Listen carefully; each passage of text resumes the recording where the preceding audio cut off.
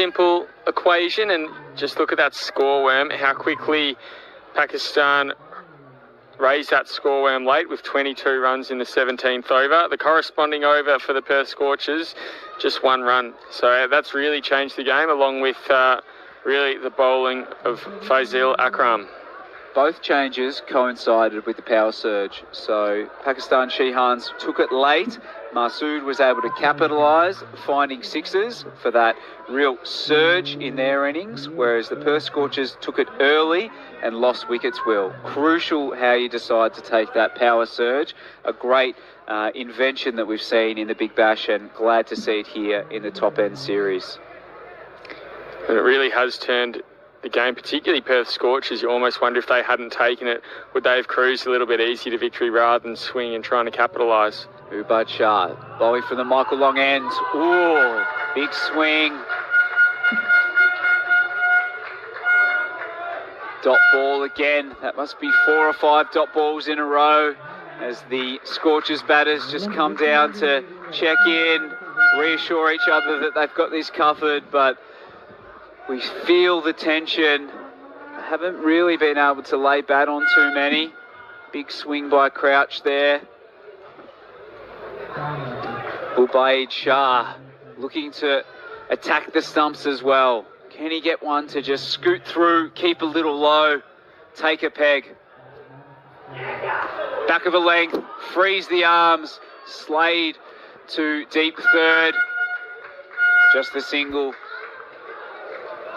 Just got to tighten up that line a little. Seen the Scorchers bowlers take a lot of wickets, LBW, a few bowled late in the innings, batters trying to play across the line. I think that's his best chance of taking these last wickets. Less than 10 runs.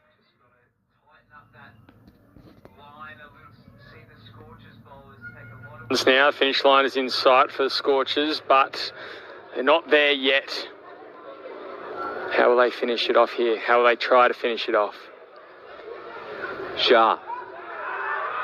Bowls to Rockacheli, wicketkeeper. Gets the glove off to Shy at the stump, but they're able to scamper through. Only the 8 more required. Nervously, I think, is the answer there, Carl. I think so. A very clear call there from Couch, and ultimately the right one. They made it relatively comfortable. Lives there, Crouch, trying to finish this game with 2 hits. Brave decision.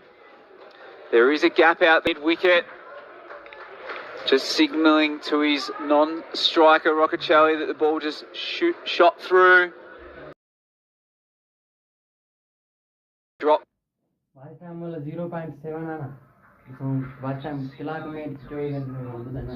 The mid-wicket fielder. I don't know if they should have encouraged Crouch to play the same shot again. They're bringing up deep third. Deep mid-wicket goes back now. So 4 fielders on the leg side. Deep point, the only... Shah comes in. What are they... Bit of conjecture from the wicketkeeper, potentially appealing for an LBW. Had no support from the bowler. It is another dot, so another tidy over. Khan speaks to the umpire there. So another tied over, and they are just starting to make the balls required factor into the equation here. It's currently 8 off 13. And the pressure is on the Perth Scorchers. Shah to continue to Crouch. Oh, it's 4. A diving effort from short third. It was a chance. It went in the air, catchable height to the left of the short third fielder. The Pakistan Sheheens, who have fielded so well. If that had held, what a moment. But it's gone through for 4. And now only 4 more required from the Scorchers. They gain the ascendancy again. Prior to that, they were going at just 2 runs and over for the previous.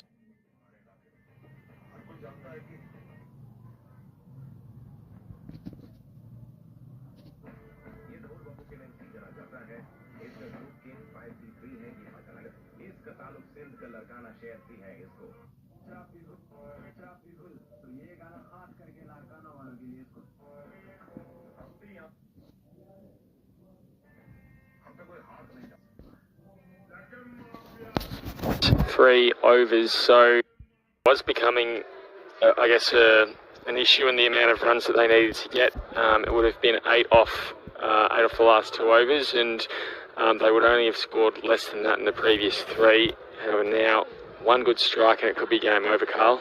Interesting decision. We saw Croach play and miss across the line. They brought deep third up and then bowled a wider delivery. So interesting tactics from the Shehans there. Croach with that extra room was able to free his arm and get the ball down to the deep third boundary where the fielder had just come from. So that puts all the pressure onto Masood, and bang, over the head.